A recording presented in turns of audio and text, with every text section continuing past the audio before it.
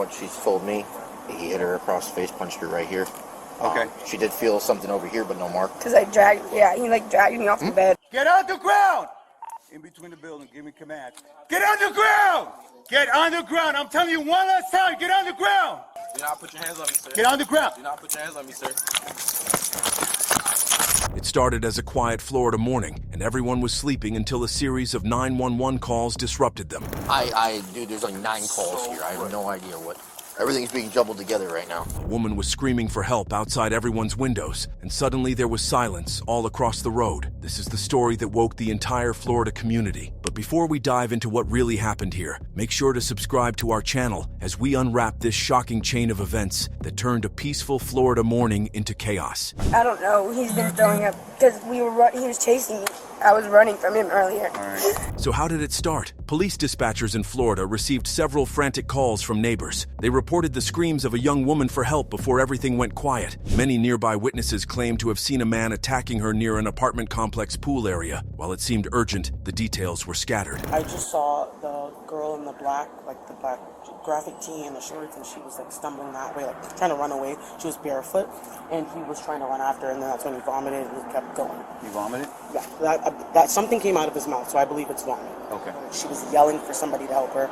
I respectfully wasn't coming outside. Over the radio, officers shouted the suspects and victims' appearances. Black male, black shorts, burgundy hoodie, female, black shirt with white writing on the back. The search was on. As patrol cars raced toward the area, their confusion only grew. When they arrived, there was nobody, no victim, no suspect, just pure silence. What's the description of the male? They're advising it's a black male, burgundy hoodie, black shorts, and Hispanic female, black shirt, black shorts, and no shoes.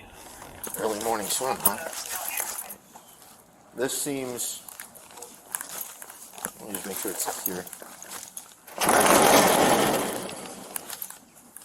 Officers were fanning out across the property and checking parked vehicles to find something strange. A car with its door open, engine off, and nobody inside. The tension was real. That's where they started asking questions like whether this car belonged to the suspect or the victim. As they try to connect the dots, they come across an eyewitness who saw everything from her window. She told the officers that the woman screamed for help, and it seemed like she was in desperate need of help. The suspect, on the other hand, was chasing her and even vomited while doing so. Her details started to connect the dots. The eyewitness informed that she heard the name Makai. The eyewitness also reveals that she couldn't go outside because she was too scared, but her call may have saved the woman's life. You recognize that vehicle?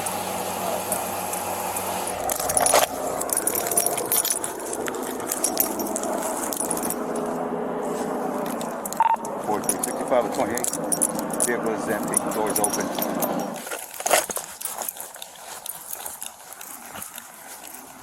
Hey. Somebody in there?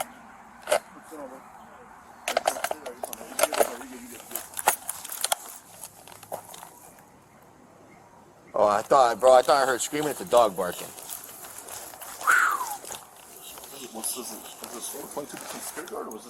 I just saw the girl in the black graphic tee and the shorts, and she was like stumbling that way, like trying to run away. She was barefoot, and he was trying to run after her, and then that's when he vomited and he kept going. You vomited? Yeah, that something came out of his mouth, so I believe it's vomit. Okay. She was yelling for somebody to help her.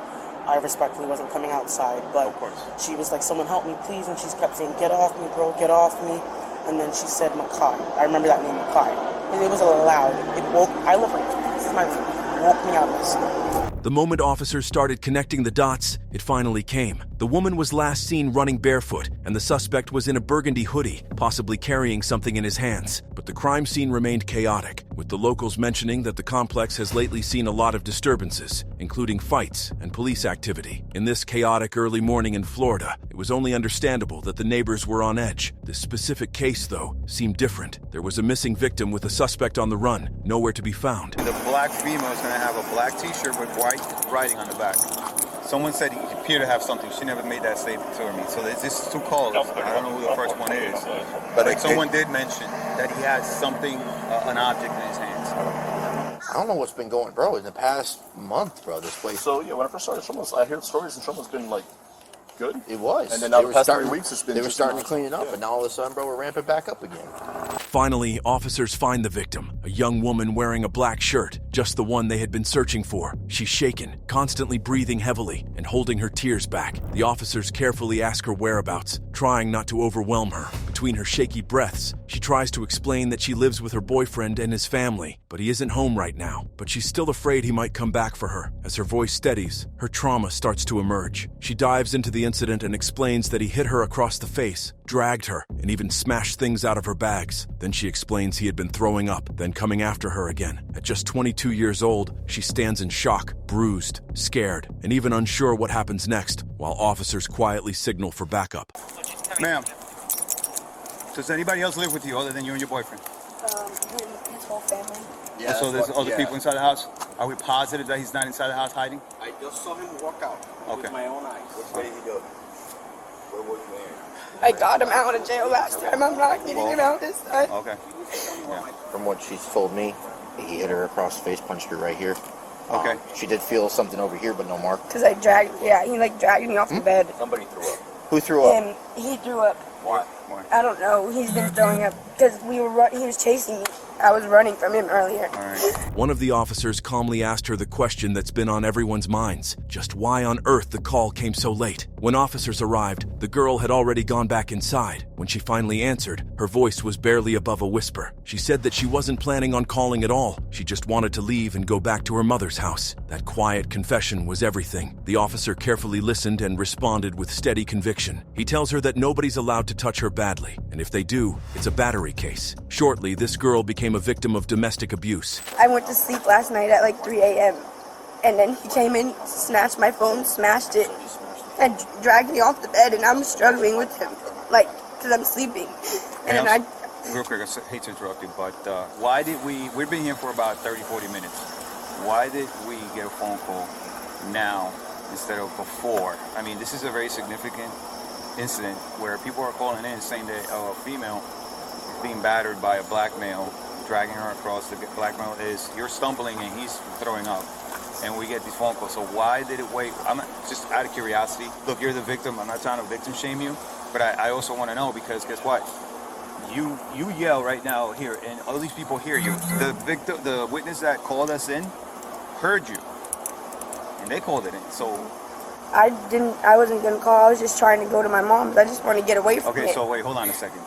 Your solution is to neglect the fact that you were battered by your boyfriend, the fact that you told me that you got him out of jail last time, and your solution is to ignore it and go to your mother's house, only so this could happen again. You do not want to prosecute him? You do not want him to go to jail? His words weren't just protocol for her, but a lifeline, a reality check that cut through the fear and confusion clouding her mind. It reminded her that no one deserves to be treated that way, and that love should never come with bruises or even fear. In that moment, the girl faced some harsh awakening, but things could have ended much worse. The deputy's calm tone and firm words made her realize the mistakes she was making. Now the girl started opening up a bit more. She revealed that she's been living at her mother's house until her boyfriend, now evicted from his own, convinced her to move in with him. She confessed to paying for the place and that her mother helped her find it, but she's only living here because of her boyfriend. And when asked about her support system, the girl admits she almost has no one. Her mother's at work, and that's when the deputy reassures her, asks her to take a deep breath, and says they're going to call her mom to take her somewhere safe. This was the moment of relief for the victim's side. Do you want to continue this relationship?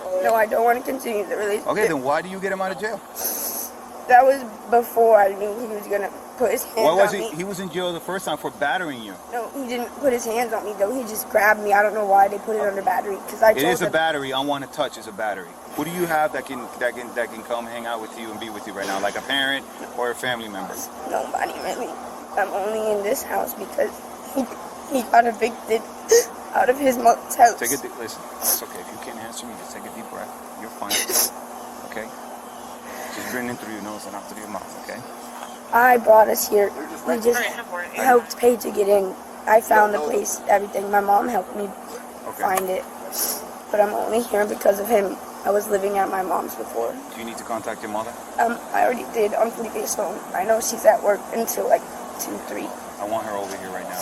You want me to call her? You can if you want. I want you to go with your mom and not come back here. Now, it It was time to search for the suspect. Officers continued their search until they spotted a man matching the suspect's description walking just near the complex. They try to stop the person and get him on the ground, but the guy's confused and even defiant. The tension builds fast, but the officers close in. They struggle to keep up with the suspect who's been resisting. Suddenly, the situation spirals out of control. Officers shout commands and get him on the ground with the suspect yelling back, "Do not put your hands on me, sir!" Within moments, officers move in. A struggle breaks out and flashes of movement, heavy breathing, and the sound of bodies hitting the pavement.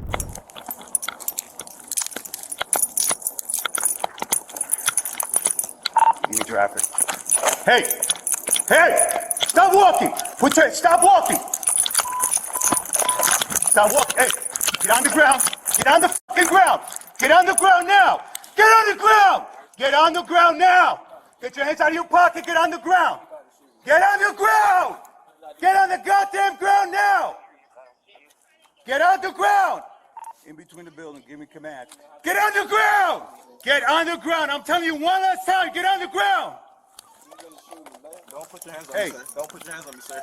Do not put your hands on me, sir. Get on the ground! Do not put your hands on me, sir.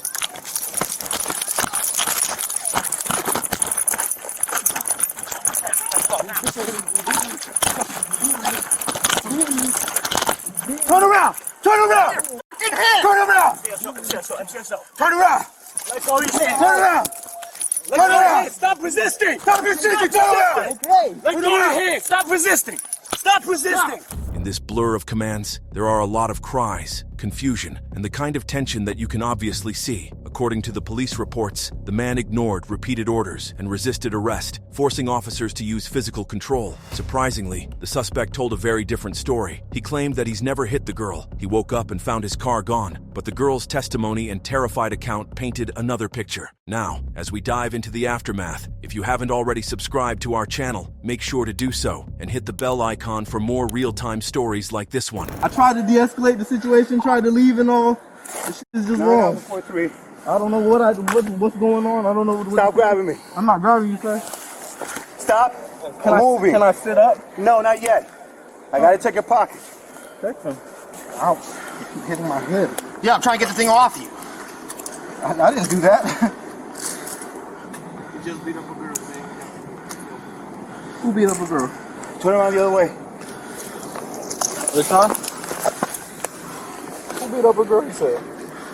Who did that, man? What you talking about? Yeah, I was supposed to call the police. I called my family because my car is missing. I woke up and my car was missing. Why didn't you call the cops? I was supposed to. I called my Did you beat up your girl? No, did not. No, sir.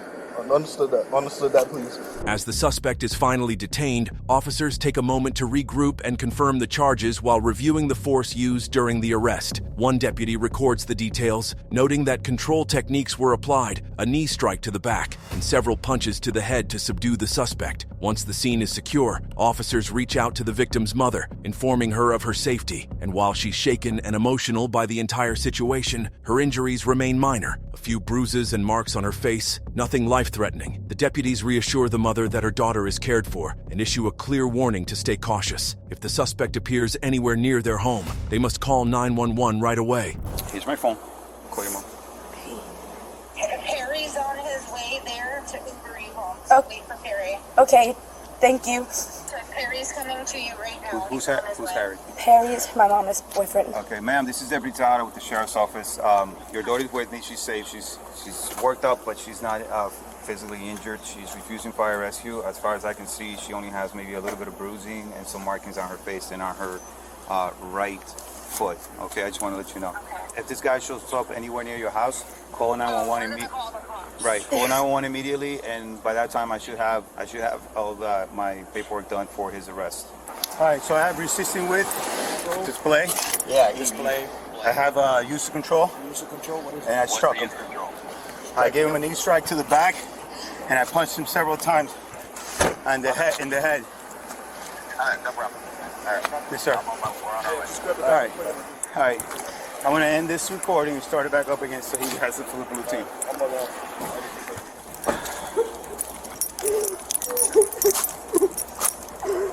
Afterwards, a wave of relief settles over the entire scene, for the officers who brought the situation under control, for the mother who finally hears her daughter's voice, and for the young woman who could finally breathe without having to worry. Meanwhile, the suspect got handcuffed and visibly agitated. He maintains his so-called innocence and mutters that everything has been misunderstood.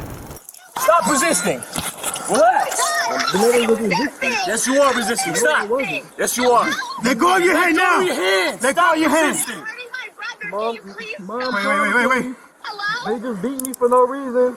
Let go of your hand. Let go of your hand. Close it. They beat me.